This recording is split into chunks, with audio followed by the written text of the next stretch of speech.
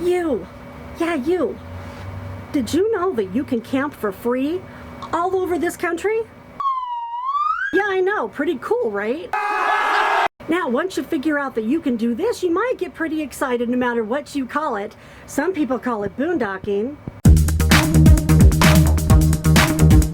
Some people call it dry camping.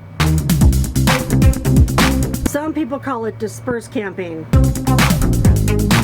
But whatever you call it, it's available for all of us in our U.S. public lands. And I don't know about you, but what that means for me is freedom! And maybe it'll mean freedom for you too. I'll tell you all about it in this video.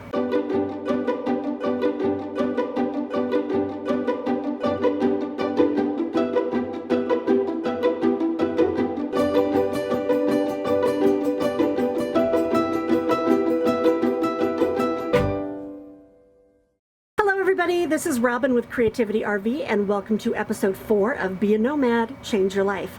I am excited to get to this series of videos about boondocking because this is the thing that changed my life when I decided to hit the road. Hey buddy, are you already on the road? Then head down below. Help the people out. Tell them what works for you. Now here's the thing, when you see an RV and you see RV parks, you might think that you need to pay to go into one of those places and hook up to electrical or water. That is not the case. There is another way to do it, and that is called boondocking. Now you might say, where did this crazy term boondocking come from?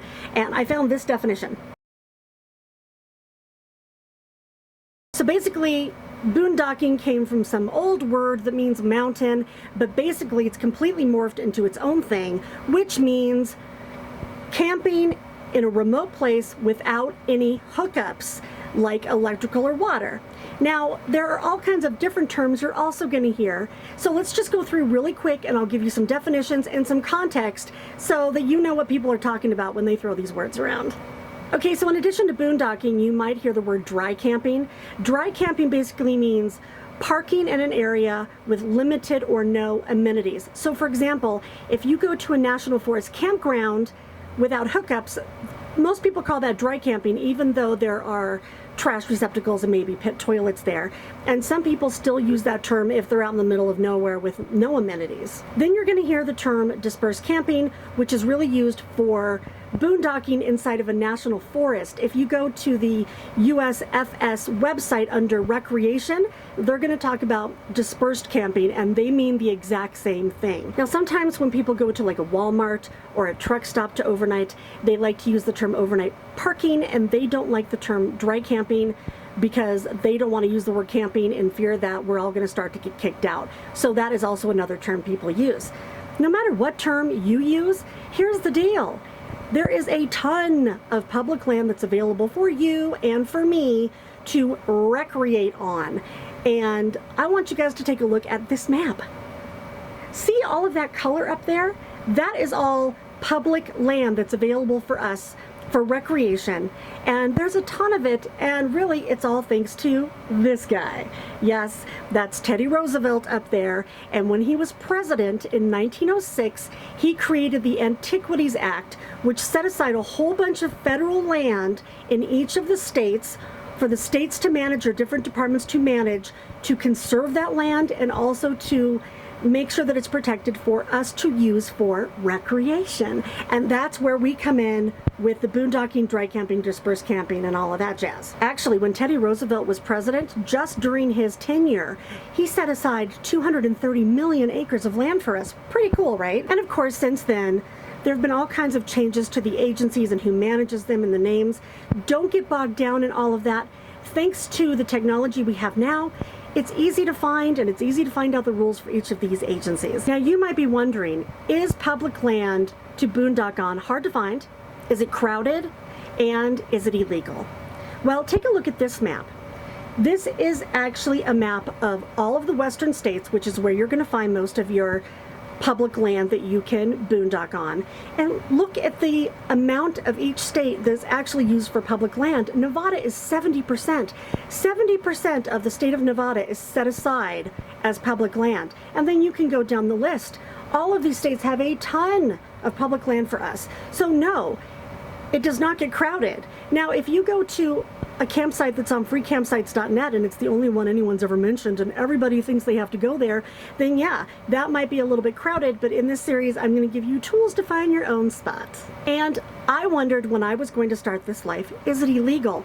If I go down a dirt road, is somebody going to knock on my door at 3 o'clock in the morning and tell me to get out? The answer is no. If you go to any of these agencies and you go to their website and you see the word recreation and they allow it, it is absolutely legal. Now sometimes there is private land interspersed in the public land and then you can't be on that land, but otherwise, yeah, there's a ton of it and it's totally legal. Now, I'm going to give you all the tools you need to find camping and actually take you with me to each of these areas. But for right now, I just want to show you how easy it is to actually find public land thanks to an app that I use called US Public Lands. Now take a look at this. I'm actually going to walk you guys through me searching for some public land. So here's the app. See all that color? That is public land. Now, if you hit the GPS signal, it'll swoop down to you. I'm actually recording this video while I'm stealth camping in Denver. I am going to take you guys through how to do that later. But let's say that I was about to head out to Moab. Well, I can go to Moab and type that in and watch it zoom down to that area and look at all the different types of places that I can camp. Now, if you go up to the right corner where there are layers, hit that and all the different agencies will come down and look at all of them. I mean, National Forest, BLM, Wildlife Refuge, U.S. Army Corps of Engineer. There are a ton of different agencies that manage this land, but if it's on this app, it is public land that is used for recreation. Pretty cool, right? Now, there are some caveats to all of these rules, of course. But some BLM areas do charge a small fee if you're going to be there long term, and some areas only let you stay for a week instead of 14 days, which is the normal time. I'm going to show you how to find each of those rules for every type of place that you want to camp coming up. Look, if you're looking for a way to reduce your camping expenses or your weekend camping expenses, or you want to actually hit the road and be a full-time nomad and reduce your budget to do that, boondocking, at least for me, has been the way to go.